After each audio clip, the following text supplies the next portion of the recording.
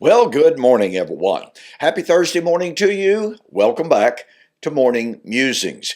My name is Don K. Preston. I'm the president of Preterist Research Institute of Ardmore, Oklahoma. And this is going to be basically my last video in response to objections to my brand new book, Temple to Telos. I've covered all of the major objections that have been lodged, at least that I remember, those that I have record of. I've tried to copy and paste those objections that were lodged. Everything, and I'll cover this in just a moment. Well, if Jesus did such and such, then surely it's right for us to do this. Therefore, just because the temple's gone doesn't really mean anything. And objections to, well, sacrifices could be offered in different places, which is wrong. They weren't supposed to be offered in different places. Jerusalem and the temple was the location for the offering of sacrifices. And then a great number of the objections boiled down to Matthew chapter 5, 17 and 18. And so had different people object to my correlation between Matthew 5, 17 and 18 and the temple cultus.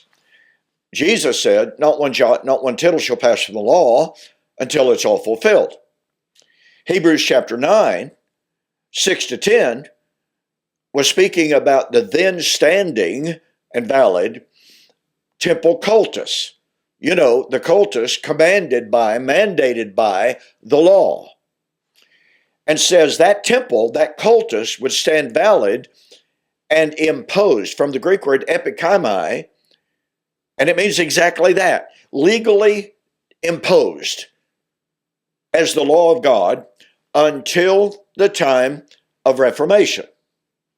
Now, I'm going to cover a little bit of different ground this morning. I'm going to hit about three different objections. One objection is, the time of Reformation arrived at the cross. Well, then point number one, that violates the present active Greek tenses of Hebrews chapter 9, 6 and following.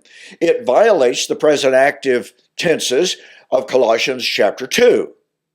Because in Colossians chapter 2, Paul says that the new moons, the feast days, and the Sabbaths were, when he wrote 2,000 years ago in AD 62, Paul said they are, again, present active, shadows of the good things that are about to come. They have not yet come.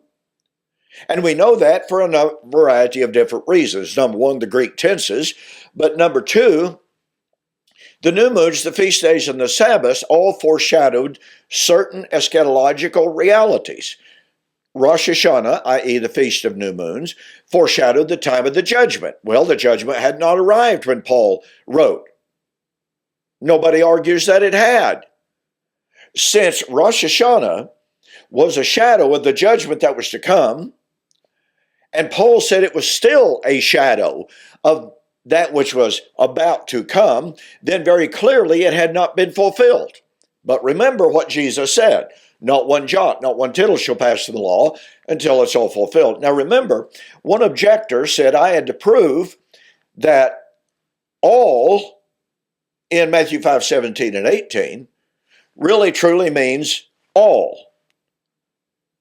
This objector tried to run off to different verses that were written concerning different subjects. They weren't even on the same subject. And because he could find certain given passages in which the word all was not comprehensive, but rather limited and delimited by the text, that supposedly proves that all in Matthew 5 didn't mean all. No, it doesn't prove that at all. That's horribly bad logic.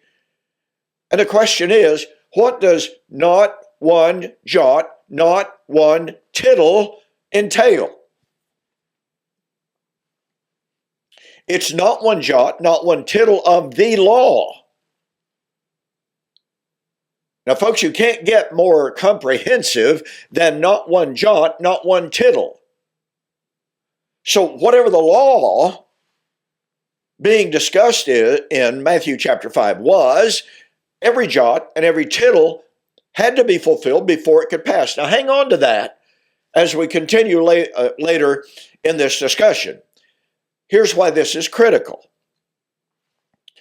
These same objectors, okay, and there were a variety of them, most of them very cordial, very courteous in their responses, but they were saying, well, okay, yeah, part of the law has passed. Animal sacrifices, feast days. So Jesus said not one jot, not one tittle could pass until it was all fulfilled.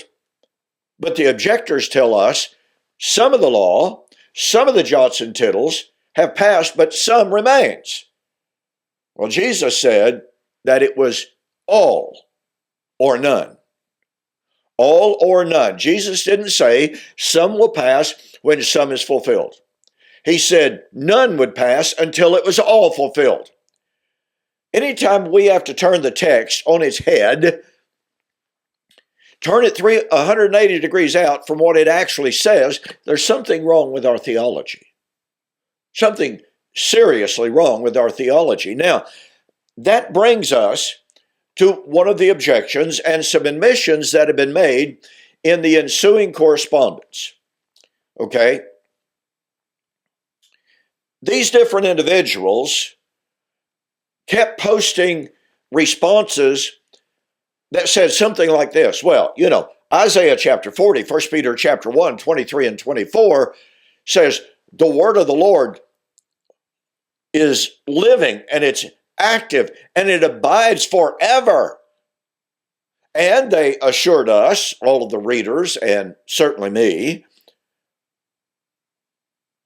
that the law could not have passed. Oh, but wait. These same individuals, after I pressed them time after time after time, and they initially refused to answer.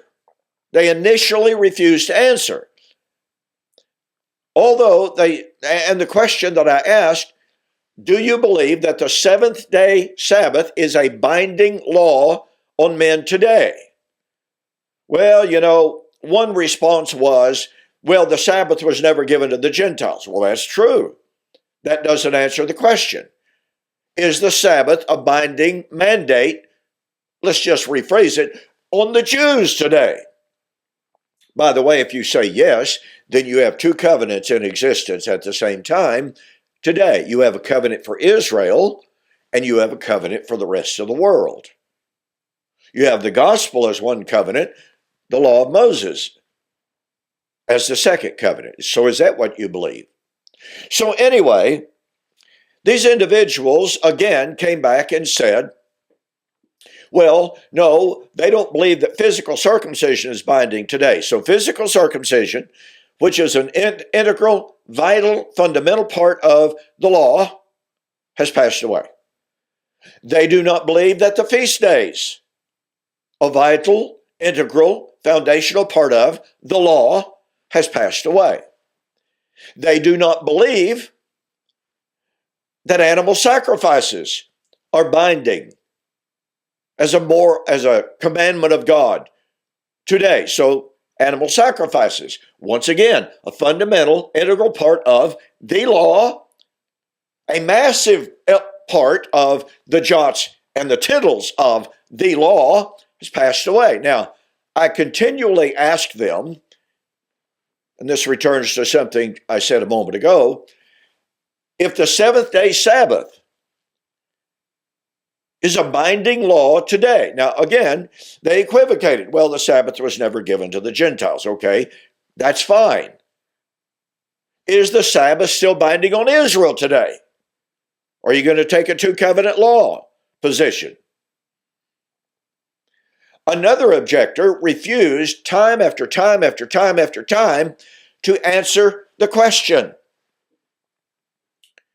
Somewhere along the line, I got the impression that he did not believe that the Sabbath was a moral binding law. So I said in one of my videos, I said it twice, that he did not believe the Sabbath was binding, even though, and I've gone all the way back to January, and I copy and paste virtually everything, that is said in these exchanges. I went all the way back to January, and I could not find where this individual had ever answered the question, is the Sabbath a binding mandate from God today? However, I stated twice in one video that he did not believe that it was. Well, then he accused me of lying. And so I told him, show me where you've answered the question, and I will apologize. Well, he never even attempted to copy and to paste where he had ever answered the question. But he finally came back because I told him, I said, okay, look, I'll be perfectly happy to apologize publicly if you can show me where you ever answered that question. Well, again, he never attempted to answer the question until he finally posted, basically that same day, within a very short period of time, I do not believe that the Sabbath is a binding law today. Okay, here's what we have, ladies and gentlemen. We have at least a couple of individuals who have posted and said, we ought to do as Jesus did. I tell people to follow in the steps of Jesus, to do everything that Jesus did, and you're on safe ground. And then a corollary argument, the Word of God lives and abides forever. Well, something I pointed out was that law that Isaiah was referring to in Isaiah chapter 40, the Word of God lives and abides forever. Grass withers, the leaves fade, but the Word of God lives and abides forever. I pointed out that word referred to Torah, the Old Covenant, the law that commanded animal sacrifices, feast days, circumcision, Sabbath. So these individuals are now on record as telling us, on the one hand, the Word of God never passes away. It's righteous, it's holy. And they quoted verse after verse after verse, for instance, from Psalms 119, in which David exalted in the glory of the law. Well, what all was David exalting and rejoicing in? Oh, the law of Moses, animal sacrifices, circumcision, feast days, Sabbaths. So here are these individuals condemning me for saying that the old covenant passed away, every jot, every tittle. No, that doesn't mean it's okay to lie, to steal, etc. The moral mandates of God spring from the heart of God, not from the law of Moses. I've explained that many, many times. So once again, here's what we have. These individuals, they argued, point number one, let me develop this just a tiny bit more. They said, if Jesus did it, we ought to do it. If Paul did it, we ought to do it. So I pointed out, Jesus said, do not think that I am come to destroy the law and the prophets. I did not come to destroy, but to fulfill. Wait a minute, folks. Jesus was a good, faithful Jew. What does that mean? It means that he went to the temple and he observed the seventh-day Sabbath. If he didn't, guess what? The Pharisees would have nailed his hide to the wall. You violate the law. Now, they tried to accuse him, John 5, John 9, of violating the Sabbath. He showed them that they were wrong. He did not violate the Sabbath. But as a good, faithful Jew, he would have offered the animal sacrifices. Do you think that the Pharisees, even the Sadducees, would have, even for one moment, not accused him of being a sinner if he did not offer the sacrifices according to the law? It's ridiculous. And by the way, when Jesus, in Luke chapter 17, cured 10 lepers and told them, go show yourself to the priest and offer the sacrifices. Do you do that? Do these objectors do that? offer the sacrifice. If they go to the hospital and the doctors cure them, do they then offer animal sacrifices in praise and glory and thankfulness to God? No. So the argument, I teach people to do everything that Jesus did, is really not true. It's a duplicitous type, and I don't mean dishonest, okay? It's inconsistent, to be sure, but I don't believe these people are dishonest, by and large. There may be some exceptions. But the point of fact is, while it sounds righteous and holy and sanctimonious to say, I teach people to obey everything that Jesus did, and I teach people to do everything that Paul did. Wow, what a holy person. But wait a minute. Let's see. Acts 21, Paul went to the temple and offered the animal sacrifices to fulfill the vow, the Nazirite vow, part of the law of Moses, to help 7 men fulfill their Nazirite vow. Do you keep the Nazirite vow, anyone? No, you probably don't. And again, it was Paul's custom to go into the synagogue every Sabbath. Paul said over and over, I must by all means be in Jerusalem for this feast day. So, once again, we have these individuals saying, I teach people to do everything that Jesus did. I teach people to do everything that Paul did. Yet, watch this. These same identical individuals then stated, finally, after I pressed them, no, I don't offer animal sacrifices, and I don't teach that it's a moral law or a commandment of God today. I do not teach people to observe the feast days. I do not teach people that circumcision, physical circumcision, is a command of God. And then finally, after being pressed time and time again, these individuals said, and no, I do not teach that the Sabbath, seventh-day Sabbath, is a commandment from God today. So what does that mean? They're saying that the Decalogue, the covenant of the Decalogue, which said 7 days or 6 days you shall work, but on the seventh day it is a Sabbath unto the Lord your God. In that day you shall do no servile work at all.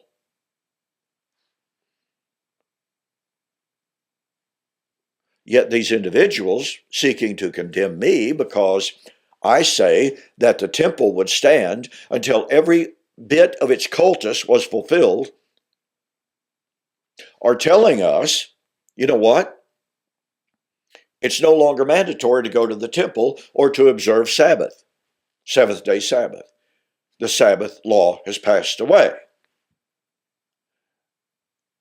They're telling us the feast days are no longer valid.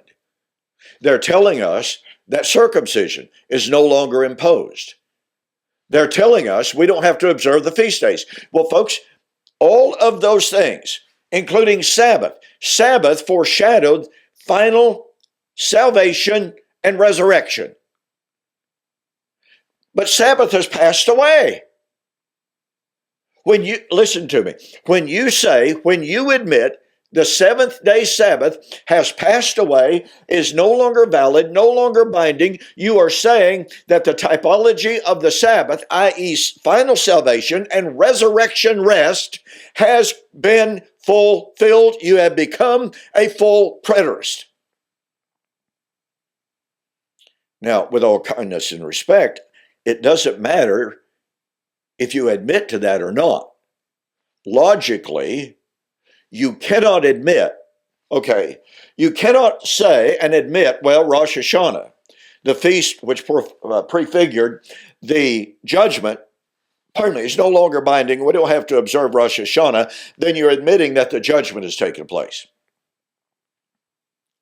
When you admit that the Sabbaths have been fulfilled, once again, to reiterate, you are admitting that the typology of the Sabbath, all of the Sabbaths, which pointed to the final salvation, rest, resurrection, have been fulfilled. Resurrection is fulfilled. And once again, I've got to repeat this.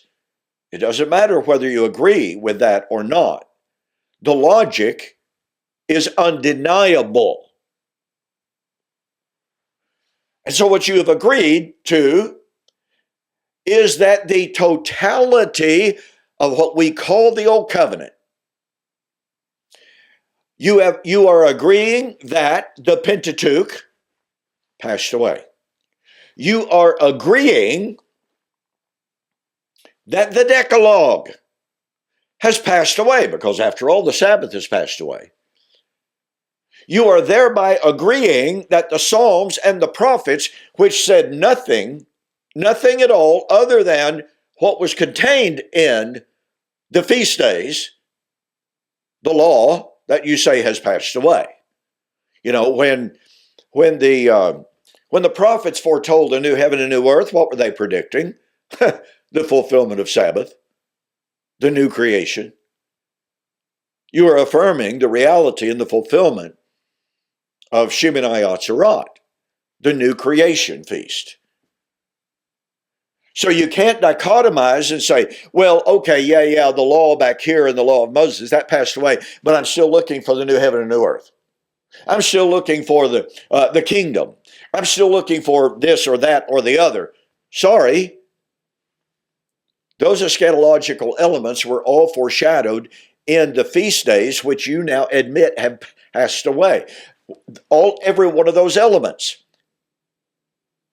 was foreshadowed in the Sabbath, which you now say and admit has passed away. So it finally comes down. And by the way, this one objector, when I pointed out that the new creation, which he posits as in our future, according to Isaiah 65 and Isaiah 66, which are the source of the New Testament teaching on the new creation, Peter said he was looking for the new creation promised by the Old Testament prophets, okay? But in both Isaiah 65 and Isaiah 66, I made the comment that the new creation would only come at the time of the destruction of Old Covenant Israel. So this one objector jumps up and he says, Don, you're completely wrong on this, because Isaiah 65 and 66 is talking about the destruction of Judah. It's not about Israel, because the 10 northern tribes had already been destroyed. I'm sorry, ladies and gentlemen, that doesn't help.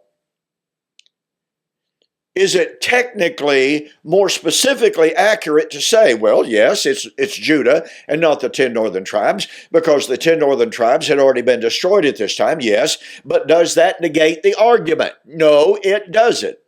Point number one, I was using the term Israel in its comprehensive term, and after all, by the way, ladies and gentlemen, Judah was Israel in the comprehensive terminology. I mean, that's simply undeniable. So, here's the point I made. Set aside the terminology of Israel, and therefore we still have the argument. The new heaven and new earth would only come at the time of the destruction of Old Covenant Judah. That's fine. I'm perfectly happy to make that argument. Old Covenant Judah was destroyed in AD 70. She received the same kind of harvest that the 10 northern tribes did, as predicted in Hosea chapter 6 and 8. And oh, by the way, the book of Revelation is about the destruction of Judah and Jerusalem, you know, the city where the Lord was crucified, resulting in the new heaven and the new earth. So, what city is where the Lord was crucified? You see, this individual was making an argumentum ad desperatum. They thought that by deflecting attention away from what Isaiah 65 actually says, they say, oh, see, Preston, you're wrong. It's not Israel, it's Judah. See, Preston's wrong. Sorry, it doesn't help. It's still about the reality that the new heaven and the new earth, by the way, until heaven and earth passes, not one tittle shall pass from the law. When the heaven and earth would pass, what would that mean? Oh, new heaven and new earth. New heaven, new earth when? When every jot and every tittle of the old law was fulfilled. When every jot and every tittle of the old law was fulfilled, the new creation, the new heaven and new earth would come into existence. And that would be when Old Covenant Judah was destroyed. So as I said, this individual's objection was simply deflected. It was diversionary, and it didn't help even one bit. You see, we have to be honest with these scriptures. And again, I'm not charging dishonesty. There are some individuals that I think border on dishonesty. They have misrepresented me over and over. They have falsely said that I have lied repeatedly. I have not done so. And I'm kind of tired of the accusation, to be honest about it.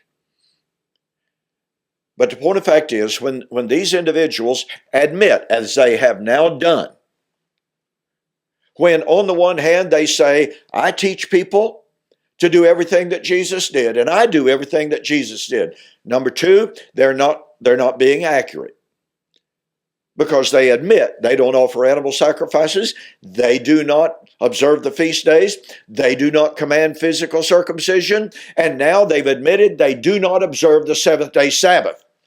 So in those admissions, they are saying, and I'll use the terminology, even though I don't agree with the dichotomy. They are therefore saying that the ceremonial law of the Old Covenant has passed away, i.e. the feast day, Sabbath, circumcision, etc. And they're also saying that the Decalogue covenant has passed away. Therefore, every jot, every tittle of the law has passed away. And that happened just as Isaiah 65, just as Isaiah 66 posits, at the time of the destruction of the Old Covenant temple. That's what I set forth in this book. There has not been one single objection lodged that falsifies that premise. Lots of quibbles, lots of argumentum ad desperatum, lots of self-contradictory objections, as we have seen this morning. No valid argument, no valid objection has been offered. So I'm going to conclude my examination of the objections to this new book. Let me recommend that you go to my website, donkpreston.com, bibleprophecy.com, and order a copy of this book and read it. I think you'll be really, really glad that you did. Okay? Now then, so beginning next week, I'm seriously thinking about taking up 10 reasons why preterism is false that have been offered by Ted Wilson. He was one of the signers of a recent open letter condemning Gary DeMar. And so Ted Wilson offered 10 reasons why full preterism is false.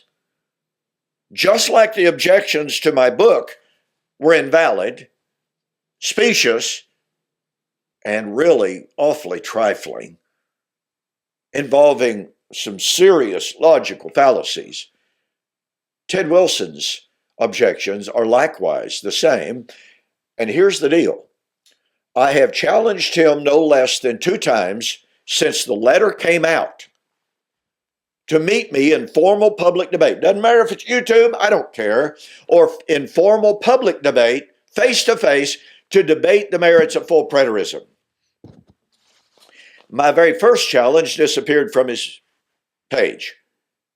I haven't looked over the last 2 days to see if my challenge is still there.